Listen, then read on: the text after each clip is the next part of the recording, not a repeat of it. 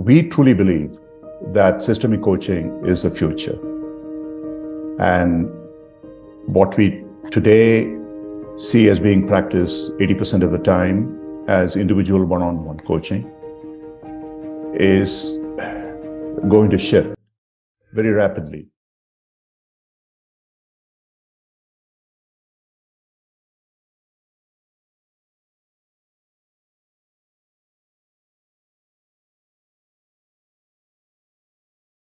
Hello, everyone. Good morning, good afternoon, and good evening, wherever you're joining in from. I'm Kiva from Coacharya, and lovely to have you all here today for our Future of Coaching webinar with Ram and Cindy. So today we're going to be exploring systemic team coaching in organizations. And before we get into the details and I hand over to Cindy and Ram, I want to just take a couple of minutes of your time to just share with you what we have in store for you all in the next few weeks. So must have received our email today. We have a bunch of really exciting courses planned up.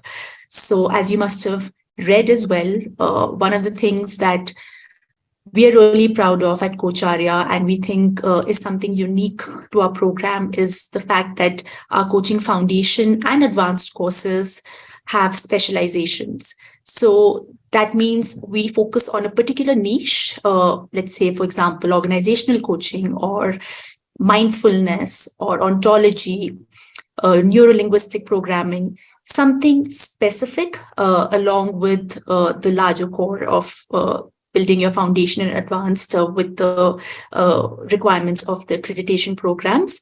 So coming up, we have Organizational Coaching Foundation on February 20th. We have another coaching foundation, which is going to focus on life coaching, meditation, and mindfulness on 7th March. We have a new program, ACTC, starting with on 9th March with Cindy and Ram. And I think today they touch upon certain core components of that as well. For people who are looking for advanced coaching, we have one focus on ontology that's coming up in February. And we also have a short program that Ram is going to be facilitating on yoga coaching for wellness. So something different that we're bringing your way, and look out for all the updates from us. Going to just take the next 30 seconds to also let you know that next week we actually have 2 webinars planned up. So we have our regular Wednesday webinar where we're going to have our alum Beth Perilla join in. And on Thursday, that's 16th February, we have a Hero's Journey series with our alumnus Avril, and she's going to be bringing in different speakers to this series. So please note that you need to register separately for the Hero's Journey webinar. I'll also post the link for you all on the chat box right after this. But do register, and we hope to see you all for these 2 webinars as well. So welcome again, and I'm going to pause and welcome Cindy and Ram and request them to please take over. Thank you, Kiva. And hi, everyone. Lovely to be with all of you. Ram? Yeah. Oh, sorry. I'm muted. Okay. Am I? No, I'm not. Okay. No, you're not. Okay.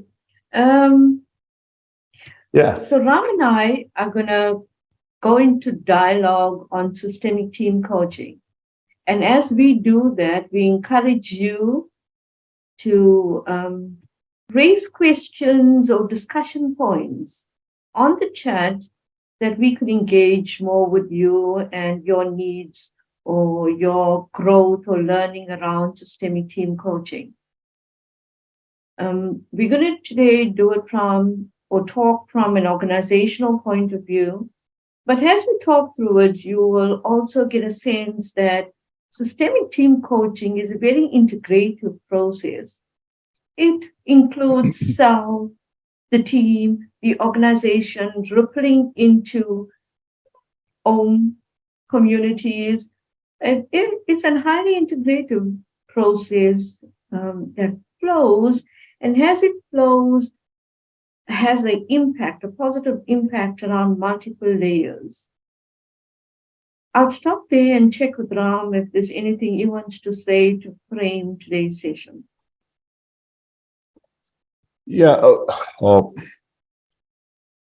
that I would like to start with, I mean, we'll go into details of what we are going to talk about, what systemic coaching is, what the benefits are, and why at this point in time it's going to be important for many of you as coaches to be trained as well as be certified and eventually credentialed by ICF in what's currently called the team coaching, which is in many senses leading to a systemic coaching approach.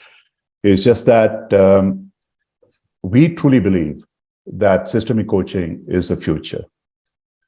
And what we today see as being practiced 80% of the time as individual one-on-one coaching is going to shift very rapidly to a focus on teamwork, a focus on a larger systemic approach for reasons we can discuss later. And you can always question us saying that we are talking rubbish. So why do you think individual coaching is most important?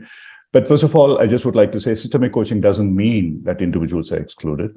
It just means that there is going to be a focus on individuals, but at the same time, there is going to be a focus on individuals in respect of the kind of people that they impact and who impact them, and therefore the immediate kind of penumbra, as it were, of the work community and the family and the larger ones and so on. So there's no end to the system. So yeah, we will address it in different ways. I think Cindy will sort of lead the way into what are the different areas of systemic work that we would like to focus on today. Thank you.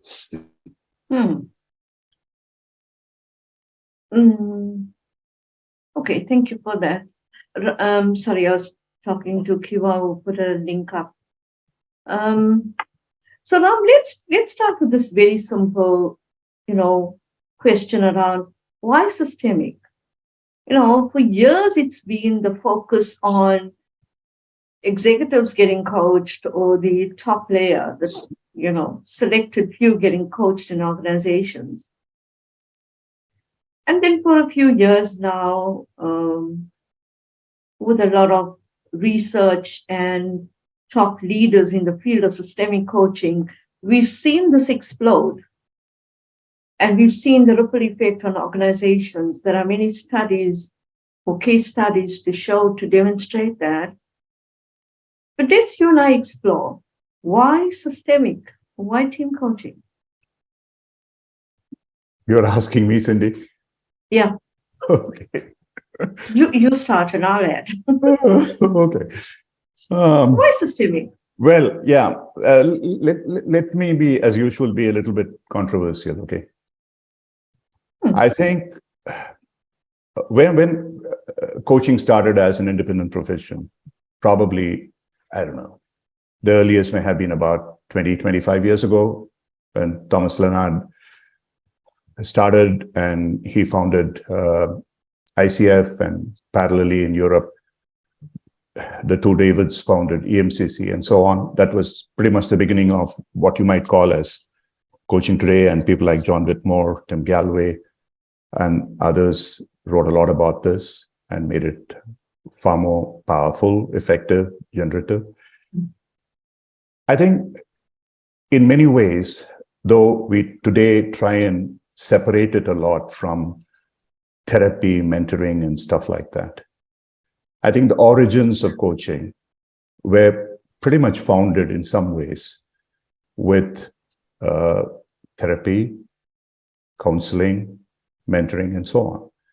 In fact, even today, I think being a person, Carl Rogers, is probably the seminal document as far as coaching is concerned. Though it was written about counseling, he was the president of the American Society of Psychologists.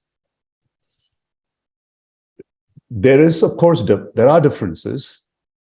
There are also fundamental differences in terms of how we approach people, moving from the telling to the asking and past to the future and all that kind of a stuff. But this is how it began. And so it started pretty much as an individual work. And so coaching also evolved as an individual one-on-one work, and people got comfortable with that.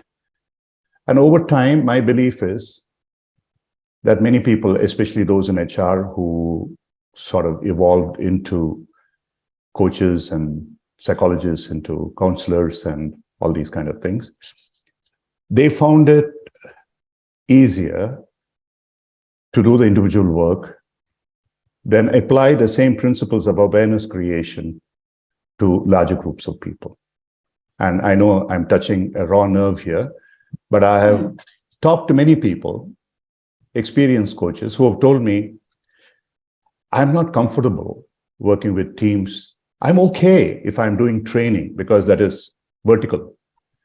But if I have to work horizontal, yeah, I can do some facilitation work. I can stand there and then get them to sort of this thing. But coaching, evoking awareness, it's complicated. It's complex because it requires peripheral listening. It requires multiple kind of, putting patterns together and stuff like that. So I think one of the fundamental reasons why coaching remained pretty much individual is because of the preference of coaches that they would prefer to coach individually rather than groups of people. Now, we can do a survey, and I'm very sure people are honest with themselves, they will admit this. Okay. And then there are people who tell me, oh, what is so great about systemic? I can always use a systemic approach with individuals. I can make them think about the larger space of people who impact them and who they impact and so on and so forth, and I can get the same amount of value out of it. And I beg to differ. The reason I beg to differ is soon after about 4 odd years of my becoming a coach, having gone through my earlier avatars of corporate chief, CEO, founder of companies, and then a spiritual path, trying to become a sannyasi, a fake one at that for a while. When I took up coaching and became a coach for the first 3-4 years, that's all I knew because that's what I was taught. The competencies were about individuals, the teaching was about individuals, so I did that. And the more and more I did it, I found that while I was able to transform people, surely, making aggressive people less aggressive and so on and so forth, toxic people less toxic, but the impact on the organization as a result of that transformation in the individuals, I could not see. I tried to, being an engineer by profession, a bit analytical, I was trying to keep track of what was happening to these people. And I found in several cases, these people reverted back to the original behavior because the system around them did not encourage a new behavior. They still considered them the same, irrespective of whatever changes that have happened inside. The new behavior was not either fully anchored or it was not fully accepted or whatever it was. And then there were people who changed and they found this very irritating, so they left the company. So either there was regression or resignation. And it was sad because companies paid a lot of money for these things. And so I started asking companies a question. Are you measuring the organizational effectiveness as a result of coaching? And what is it that you're getting? And there were fake ROI measures which were being put up by various people. They are totally fake news because they're all derived and there is nothing right about them. Most of the companies were honest. They said no. There's some who did, yeah, we do something, but we aren't able to establish that. And then I got an opportunity where there was a company I was coaching 10 people at a time, high potential, bright, brilliant people. And they were engaged in a particular project, which I was asked to sort of have an oversight on, but not coach them on. And the sponsor turned to me and asked, hey, what's the progress after about 3 months? I said, yeah, individually, they're making tremendous progress, but on the kind of project that you have set, they don't seem to be making any progress because the little that I inquired about them, they are not doing anything. So when we talked about it, one of the things that came up was, he asked me for suggestions. I said, look, if you give me an opportunity, I don't know. I have never tried it before, but I know that I have tried it when I was working as a CEO and corporate leader. I would always get the team together in a retreat kind of a setting, and we bash our brains. I won't let them get out of there, won't even let them out for lunch till we found a solution to the problem. Maybe that's not coaching, but let me try that. Okay. So this is what we did. We got the 10 people out in a room for 3 days. I worked with them individually and collectively. And 3 months later, that guy turned around and said, "What kind of a miracle have you wrought?" I said, "No, I didn't make any miracles, but if you think something has happened, it's happened as a result of getting the people together and getting them to talk amongst themselves and sort this out." And that is when the epiphany happened, as it were, the Holy Grail, whatever. And I tried it with a few more companies. And this was much before EMCC announced its team coaching competencies, and much, much, much before ICF announced its team coaching competency. This was somewhere around 2014. And I was trying to sell this to companies, and they wouldn't buy, period. Because there are 5 people, and I said, "Look, I'll coach all of you together. And it'll cost you probably not 1/5 of the cost, because there'll be individual coaching involved, but it'll certainly be half the cost of what you otherwise would be spending. And you'll be working as a team, and you will probably develop as a team as well." Oh, I said, no, we would like to be coached individually.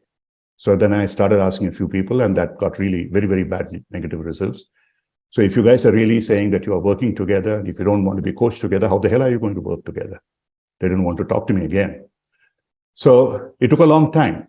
What really changed, somewhat fortunately, one of the good effects of the pandemic was something happened with the companies. And they were willing to do anything to get some results. Worker disengagement, all that kind of stuff, work from home kind of a thing, the depression and the great resignation, whatever you might call it. And they said, "Okay, if you have any solutions." I said, "I don't have a solution, but I have some possibilities that you might like to consider." So we started doing teamwork, and we converted teamwork into coaching, though we didn't call it that. Okay, they want to call it anything. We are okay with it. Group training, group coaching, group facilitation, whatever you want to call it. But the people who trained them, including myself and a few other selected people, they started working with the whole basis of coaching in terms of creating awareness within those groups, and they were phenomenally successful. So we have done several such courses now. So I'll wrap this up very, very simply. Those of you who haven't read, please do read something called the Project Aristotle, which is a study conducted by Google several years ago. And it lists 5 factors which contribute to high performance. One is psychological safety, another one is called interdependability. And then there are 3 factors in terms of goals, in terms of meta goals, in terms of specific attributes measured, and then in terms of the benefits, in terms of reward systems, and so on and so forth. We can show to any company that if they adopt a systemic approach to coaching, and if they say this is what the end result would be, we would help them to set measurable goals, and we will achieve those. And this, in the process, will also help build teams, which they are not paying for. They are paying for results. And one of the greatest results that they will get is they will build collaborative teams, and it'll cost them less bucks. They will get more bang for the dollar than they would be otherwise paying. So there could be a better deal than this, but it's still an uphill battle. Many companies we still talk to, they say, "Oh, no, we don't know. We haven't heard about this systemic coaching." All the coaches we talk to, they tell us they will do individual coaching. That is because they're not confident of doing systemic coaching. It's as simple as that. So I would like to be absolutely upfront, and I know that many people here may not like to hear this. So one of the reasons why you should all get familiar with team coaching and probably get the credential that ICF is offering now and the program that we are offering now is really that in the longer term, this is how the companies are going to, because they are going to be able to build teams. It is going to cost less. And thirdly, they would be able to have ROI measures in terms of actually seeing how the results pan out. Over to you, Cindy. Absolutely. To all our participants, I'd like to hear from you. How many of you do team coaching?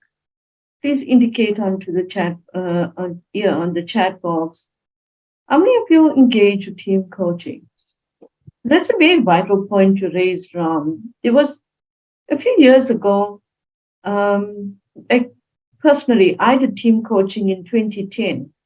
Thrown, said yes, very enthusiastic to coaching quite a few high-powered teams, and then went with crazy trying to find information on how to do the coaching because I felt inadequate. And of course, I learned mostly on the job, coaching and learning, and coaching and learning, you know, what shows up best. And I think even you alluded to that when you said you get all the people in the room for 3 days and they showed up different to the point where somebody asked you, what magic did you do? So there's something that happens there when people get together. There's some kind of bonding and this and internal factors that show up with external value adds or return on investment, as you called it. So what are those internal pieces that happen? What do you think they are when people get together in a room, a team, and do some kind of work together? What do you think, coaches? What happens when people do that? Participants.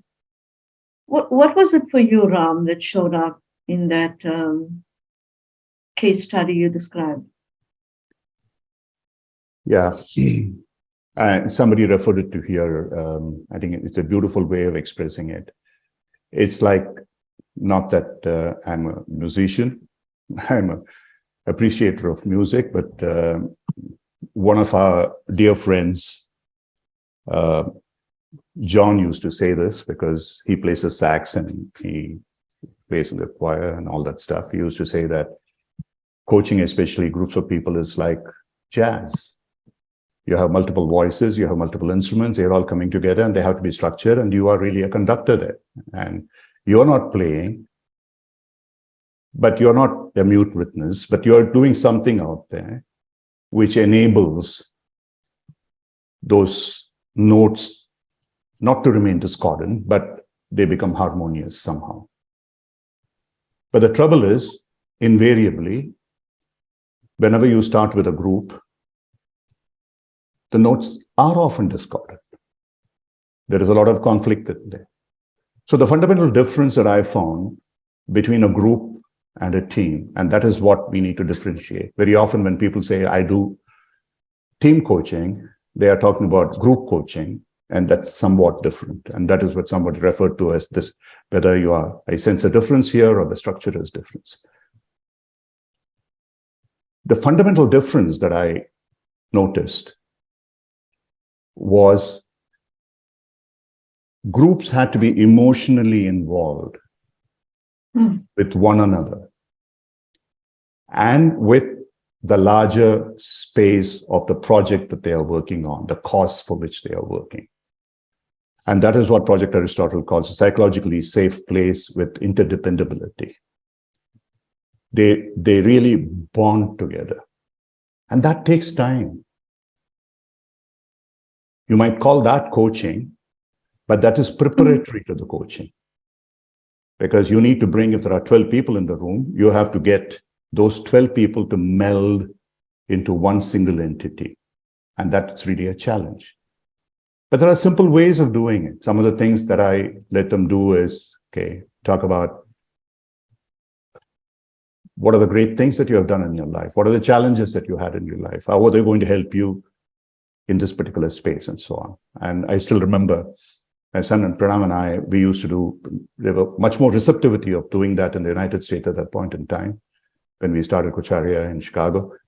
And we worked with quite a few groups of people, especially NGOs. This was more on a pro bono basis or marginal cost basis. And they used to ask him, Pranav, what do we need to prepare ourselves and bring? He said, bring lots of boxes of tissues because people are going to cry. And they surely do, because they get emotional. So a group of 12 people would take you almost about a day, sometimes more, sometimes less, during which time they open up. And there are multiple different notes which come up there. And eventually, gradually, those notes come together and they form a melody. And that's the simplest way that I can describe it as a kind of a metaphor. Yeah. I also found the the trust and empathy level really increases. You have no choice but to listen to your teammates. And it's in that listening that bonds get much more stronger, as in empathy for other.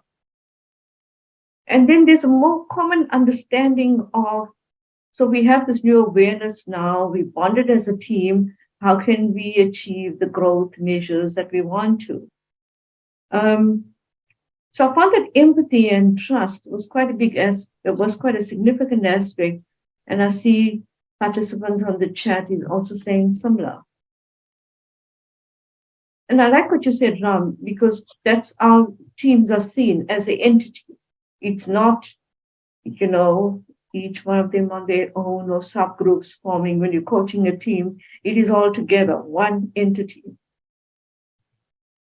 And coaches, if you have not, have a look at the team coaching competencies, and you can see the mapping of the core competencies and the team coaching competencies, and those skill sets like empathy, trust, presence, active listening, how significant they are to the growth, development, and success of high-performing teams. We'll do that in another webinar, but today we're going to talk generally about systemic team coaching.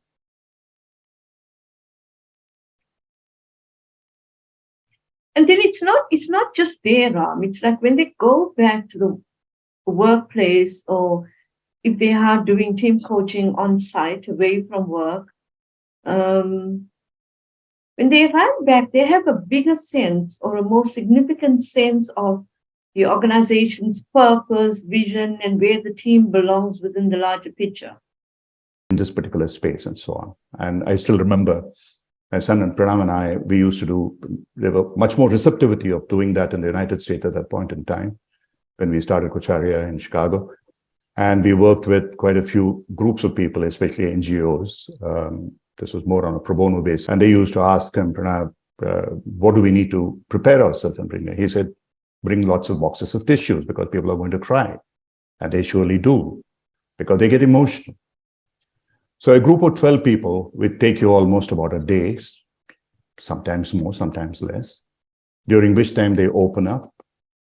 And there are multiple different notes which come up there. And eventually, gradually, those notes come together and they form a melody.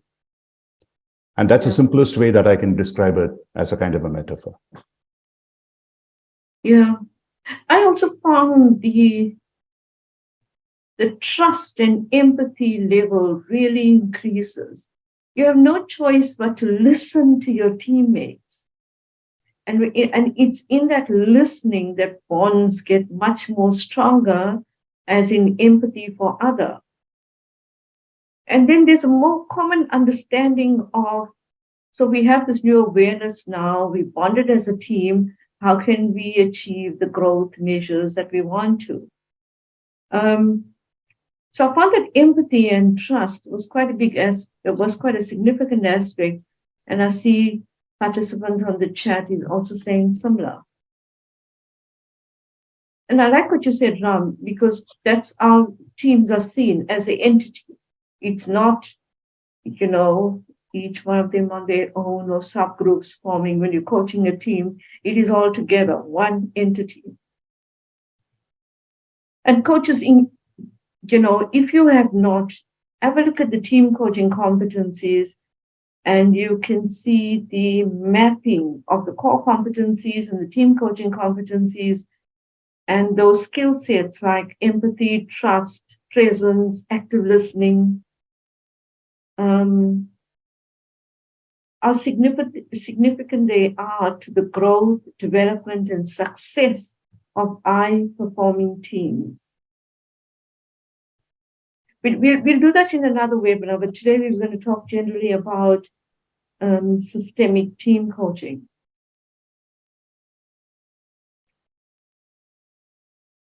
And then it's not just there, Ram. It's like when they go back to the workplace, or if they are doing team coaching on site away from work, when they arrive back, they have a bigger sense or a more significant sense of the organization's purpose, vision, and where the team belongs within the larger picture.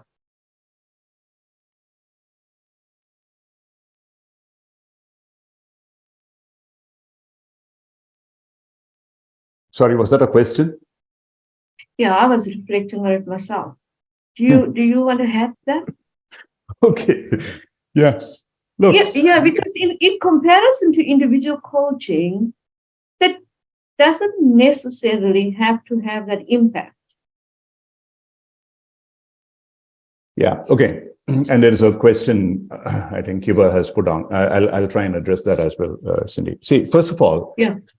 I can only talk about my experience, okay? And also work that I've done with Peter Hawkins, who's an acknowledged guru in this space, and David as well. These are people who have been doing work on team and systemic work for a long, long time. And it was for me an amazing gift, as it were, when I found out what they were doing and started interacting with them. Now, first of all, as you said, the common saying is that if you have 12 people coming together, there are 13 when you take a team, because the 13th entity is a team, and that's a separate entity. So in some ways, I think it was a question from Meenakshi, how do I remain equally empathetic to each of the individuals? And I mean, you can't, analytically, mathematically say that, okay, I'll divide my attention between 12 people. That's impossible. In a group, some people are going to be more upfront. Some people are going to be dissenters. So it all depends upon the dynamics of the group, what is going to happen, what's happening out there. So usually, at least the stance that I adopt, a couple of them. One, if there is an issue that is coming up, I would throw it back into the team and say, hey, what do you think about this? This person has said this. You know him well. So what is really happening out here?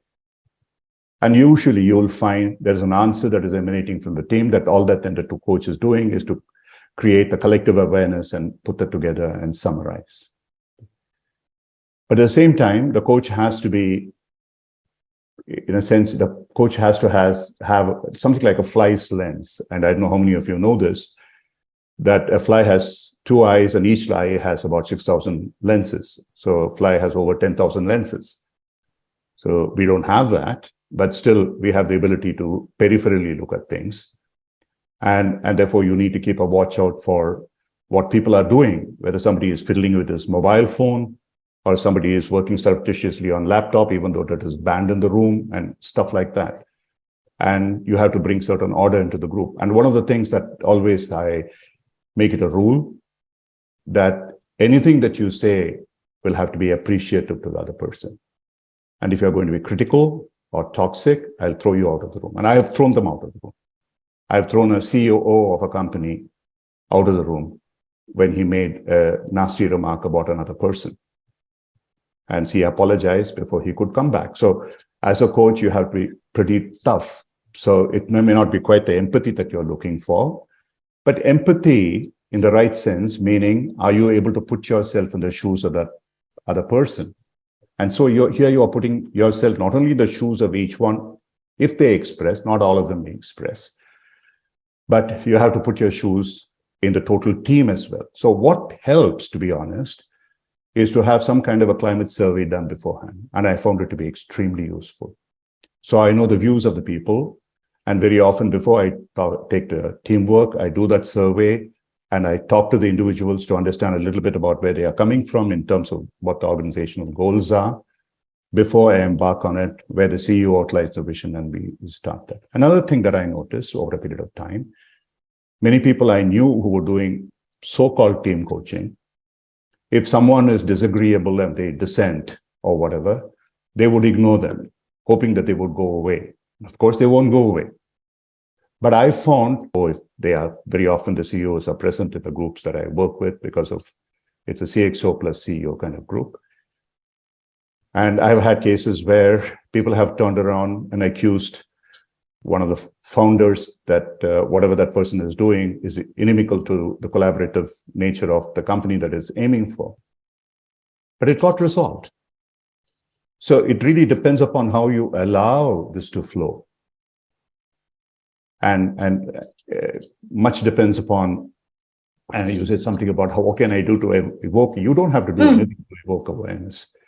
I mean, if a coach is trying to evoke awareness and the coach is not doing his or her job, the awareness evokes itself by the process that you adopt, by the process that you are allowing them to adopt. So unlike in individual coaching, which is why team coaching is often easier, because you can always sort of bring it about in a way that one person in the group questions another person. So you need not be necessarily the explorer, the inquirer. So once you have started that basis, asking him, okay, this person has said this. Now, what do you think about it? Would you like to inquire and explore into what this person is saying? So then they pick it up and they start doing it. Then they are actually doing your job for you. So it becomes much simpler. And in the process, there is something else that is developing out there. I don't know if I mean, this is not something that I can explain to you in words and say, hey, this is the picture that I draw. You have to actually experience it. Okay. But it's worth experiencing and you start working with it. Many of you might have seen in family environments. And there's a beautiful concept of what is called the family constellations, which is by this person, the German guy, I don't remember now. John Whittington later wrote a book on systemic constellations, how you physically so put it into some positions and do that. And very often I do that with teams, asking them to assume positions, different kinds of people, different stakeholders. And one of the other major things, which I have not mentioned so far, which is very, very important in team coaching, is to bring as many as possible of stakeholder views. That is, stakeholders could be the leaders in the company, the investors in the company, the clients, the staff. It could be other people outside, the vendors. It could be the larger community, which could be involved. Whoever else that the company, the team impacts and who are impacted by the team. Cindy, there is, Sai has asked a question. I've always tried to wonder, why should one conduct team-based coaching? Because in a corporate context, the relationships are created superficially. Yeah, absolutely. You're totally right. Look, partly because, I don't know, maybe I was lucky. I got my spurs, as it were, working with Hindustan Lever, where even today, if I meet someone, whether he's been in that company or at that time when I worked or not, it's like family meeting together. We had a culture where, of course, we were fiercely competitive. And it was one of the most high-performing companies and groups that you could. I stopped learning the day I left Levers. So there, however, everywhere that I worked, I knew the families of everyone that I worked around with. I knew the names of the children. So one of the first things that I asked when I would start working with a team, to ask them to tell me, do you know the names of the wives of these people, other people? Do you know the names of the children? There hasn't been a single company where they did. Maybe they knew one person, other, but certainly not the team who have worked together for years together. Okay. So ultimately in team coaching, one of the, let's say, unstated effects that as a team coach, at least I would like to create, is can I bond them together in such a way that they would do that? They would get emotionally connected, not only just with one another superficially, but knowing what their families are. They really get involved with the other person. And psychologically, you might have so many other factors, but Google study shows that dependability, interdependability is extremely important. And you can't draw a boundary there, that only this much of dependability, not more than this. So Ram, from what you were saying in this question around that, the survey that you're talking about upfront is one of the tools you could use that would be similar to a chemistry check except this is more complex because you're now inclusive of all stakeholders and those that impact the team. Yeah, there are some powerful tools. In India, I've talked about it many times. There's one that I use called EUM Lens. You can look it up. Ashok, who developed that, is a very good friend of mine. Shabri, who runs a company, she's a coach from us. I've used that in a few cases. There are some very expensive versions out there in the market, internationally known. And they will tell you what is the cultural thermometer, as it were, whether it is toxic or they use the word entropy and so on and so forth. But UMO I have found to be amazingly good. It measures a larger organizational climate as well as the individual's viewpoint. So you get reports on how the individuals are looking at the organization and the larger picture of the organization itself. And I found it extremely useful. So if you do but sure, there are other places where I haven't done that survey. Okay, so the work was a little bit more. But whatever you do, but please remember, team coaching is never going to be one of these fake laser coaching sessions. So everybody talks about laser coaching, 20 minutes. Of course, any idiot can evoke awareness in 20 minutes. But is that awareness going to be translated into an anchored shift in habit? That can never happen, because Neuroscience 101 tells you it takes 3 to 6 months before the neural networks change and a new habit is formed. And therefore, you have to be at it consistently, persistently for 6 to 9 months. So any team coaching work that you undertake, don't do for less than 9 months. I would usually specify 12 months. Initially, they might be about 2 days equivalent or 3 days sometimes of team building, envisioning, and so on. We have a beautiful process called SPEED, which we presented at the Appreciative Inquiry Conference in Johannesburg several years ago and got some kind of appreciation for it. And that process is on the blog. You can adopt that in terms of team setting, then envisioning, discovering the obstacles, and then designing action plans, and finally individual commitment to those, what we need to do. And that process would take initially a couple of days, 2 to 3 days perhaps, and then 12 monthly meetings of about 4 hours each, and a commitment from individuals in the group to follow this up in terms of a dashboard. And the coach comes then, works with them to see what the progress is and keeps them accountable. So there's a lot more effort. And somebody asked here, what do you do with the shy guys? You have to try and get them into opening up. What is that they are shy about? So after a while, it takes some time. It takes about a couple of hours before you get into the stage. I don't know how many of you are familiar with lab work. All teamwork, all systemic work is based on OD. Kurt Lewin, NTL, and some of you who are familiar with that kind of stuff. ISABs in India, Sumidas, and maybe similar ones outside India. It's in a way similar, but different in the sense it's more directive, whereas in lab work, it's not directive. But in the same way that it happens in a lab work, if you've ever been in one, I've been in one, and I don't want to go back there again. It was a bit of a torture, 5 days going through that space. It's not easy. Now, if a person doesn't open up after a certain time, unlike in a lab which goes on for 5 days here, you can't afford that time. It has to be done within about 8 hours, 12 hours, or whatever it may be. So you've got to accelerate it in some ways, but still the basic theories of that apply.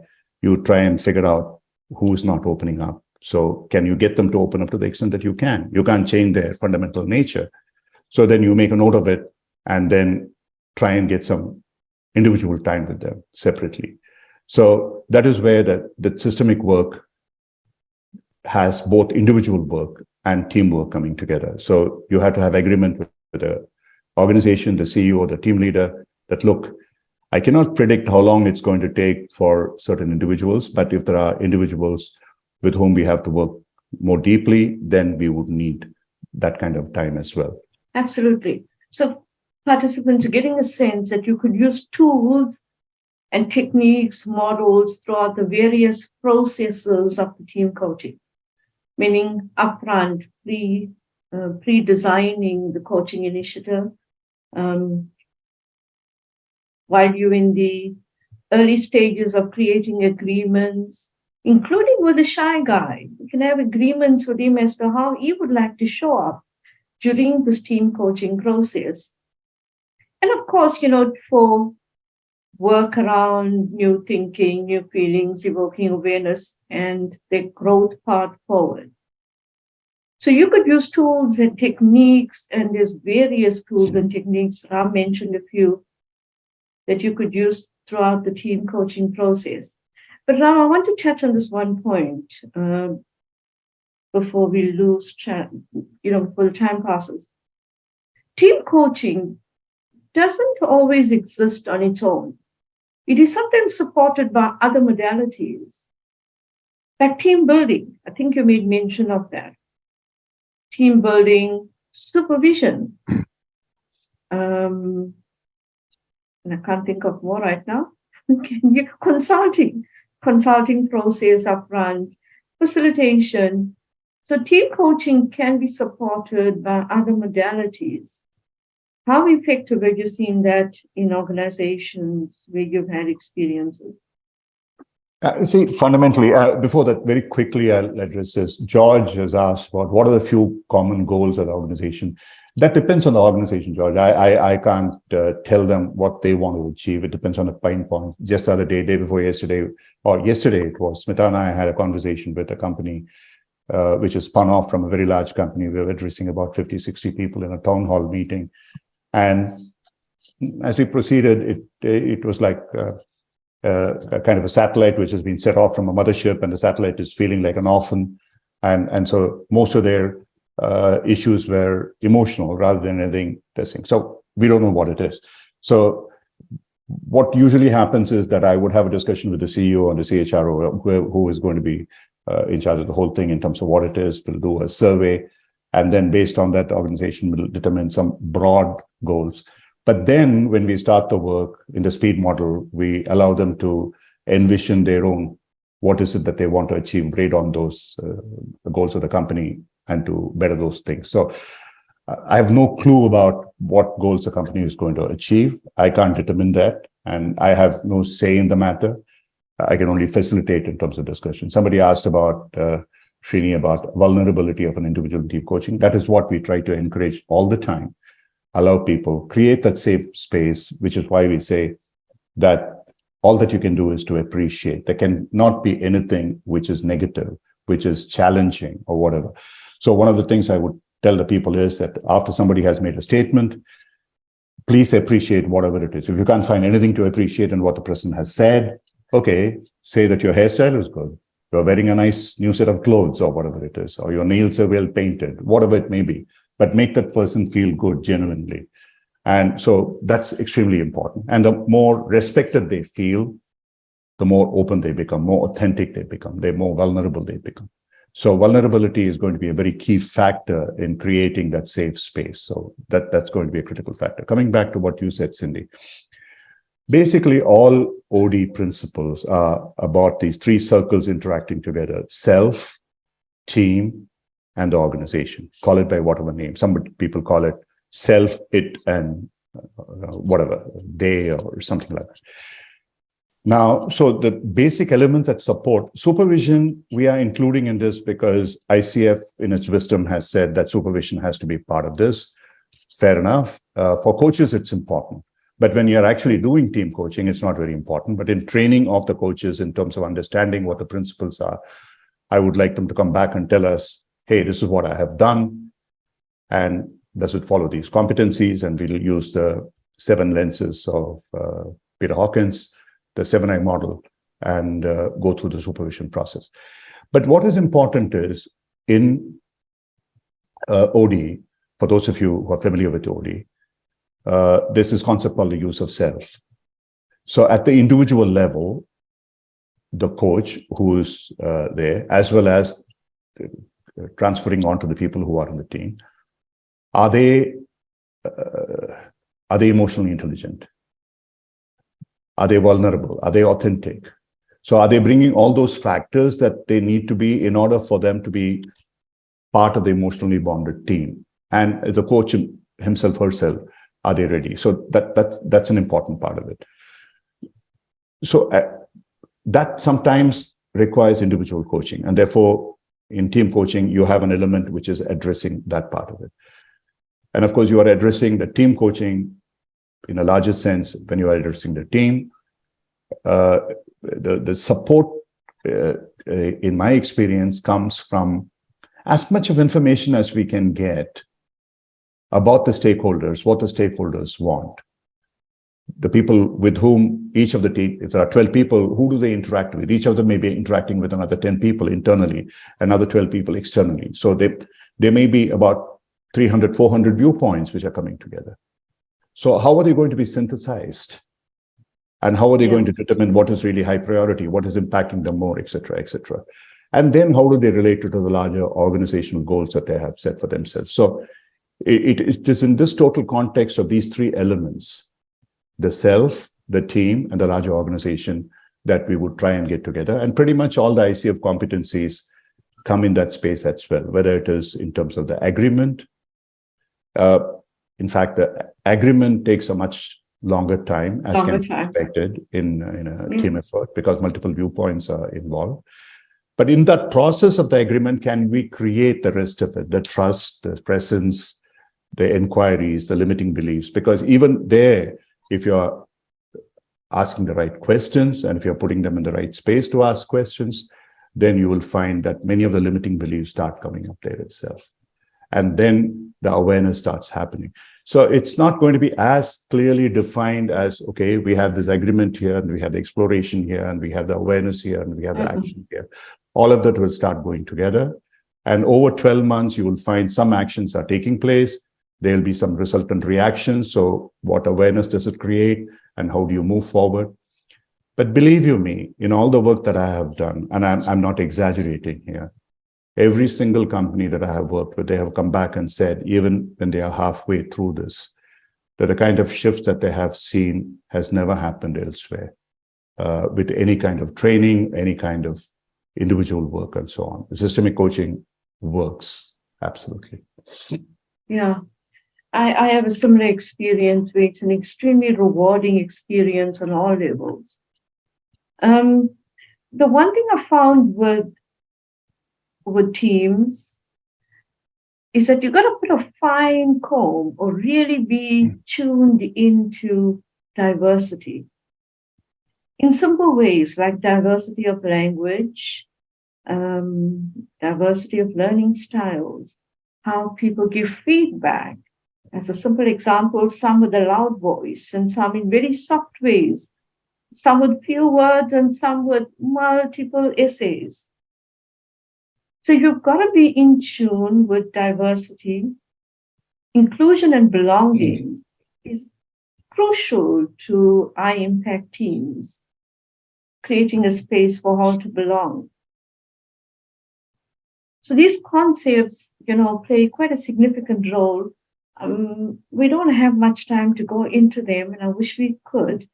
We'll find some other ways. Ram would write a blog on it. Don't worry. No, we can have another meeting if the audience wants. I just want to address two things, Cindy. One is, like you said, this diversity kind of stuff. Right from the beginning, you start emphasizing respect for one another. It's not just empathy. It's more than that. It's respect for one another. And once that is drilled in, which is why this, appreciative inquiry, AI, is tremendous in that way, because I studied that for quite a while. And if you instill that in them, and I think that starts happening, the kind of appreciation, because all of diversity, management of diversity, is to respect other person's views. And as a coach, I always say that as a non-negotiable aspect of it. If you're not believing in it, don't be in the team. Get out of the team. It's as simple as that. And Nita had a question about how do you bring in the voices of stakeholders? Yeah, it's not possible to bring all the stakeholders, 250 people or 300 people in the room. So what we do is to ask those people who are there to go and consult other people as to what is it, what do they think about what the organizational objectives are, what are their viewpoints there? So you try and get as much information as you can. And sometimes you run also kind of visualization exercises. There's a very, very simple exercise. I divide them into 4 groups, call them by different names, one representing the customers, one representing the suppliers, one representing the, let's say, the employees, another representing the leaders. And they keep shifting. And there's an amazing kind of thing comes out when the people who are the employees, they move into employers and they start having to think about it from that perspective and come back with that. So even from themselves, by the time they put on different caps, there is some, I don't know, there's a famous theory about you wear a red cap and a black cap and a white cap and all that nonsense. So you start wearing different caps and positions and you can discover all this data. But basically, the simplest way to do this, we give them assignments. Each one of you go and talk to 20 people, 10 within the company, 10 outside the company, and come back with answers to these questions that you are trying to address. Yeah, absolutely. Ram, is there something that we're missing here that we should be covering? But before you answer that, I want to say, coaches, if you're interested in team coaching for the new credentialing, Coacharya has designed a special offer at a lower cost, because this is the first program we're running to meet the requirements of the team coaching.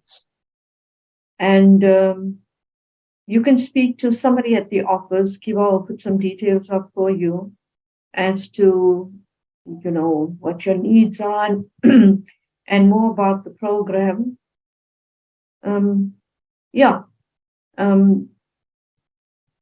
Anything you want to say about it, Ram? Essentially, in this particular program, which ICF says that you can join it if you have 60 hours of coach training already, which could be 60 or more, and then primarily on team coaching competencies. And huge number of people who are approaching us saying, we would like to get this ACTC certification. And over a period of time, ICM is going to start a separate one, which is independently self-standing program as well. But you have an opportunity, and we believe that this is really the future. Someone asked a question about what is the multiple ideas that are coming, how you to handle them. Basically, what I do is to put all of those ideas on whiteboards or flip charts or whatever it is, and then give them a break and say, okay, now you vote on it. And what are the top 10 that you want to discuss further? So that's one way. There are maybe other ways because you don't have the time, the luxury to deal with each of those ideas together.